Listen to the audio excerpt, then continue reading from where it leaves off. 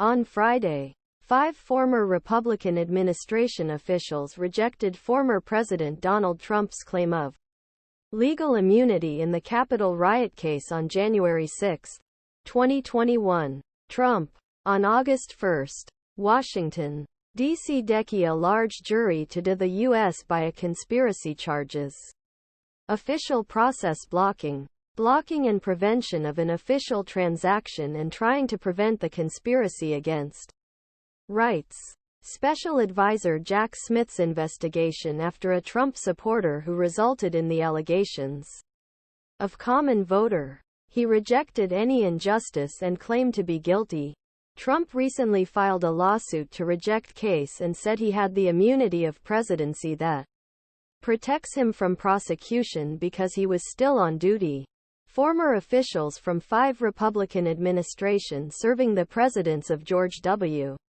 Bush from Richard Nixon then made their own movements on Friday. And Trump noted that Trump was not a presidential immunity while noting inferences that could come with such a defense. Trump's claim of immunity of the presidency in Capitol riot case is challenged by 5 former Republican administration officials. The full move was shared by former federal judge J. Michael Luttig on Saturday X. On the former Twitter. 2. Chapter 1. Article 1 of the Constitution. Luttig. In X article. As far as we know, this is the first summary to make this constitutional argument against absolute touch of criminal prosecution for a president. In short, the Trump presidency give immunity would have wider echoes. Arguing that the public interest would be taken into consideration, he will instill a president who uses a criminal behavior to try extortion. In this case, absolute immunity will also create a dangerous precedent according to movement.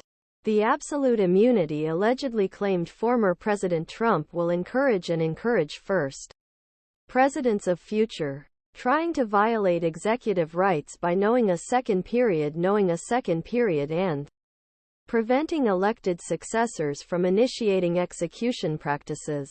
This kind immunity itself would reveal dangers of unauthorized entry on the authority and functions executive branch.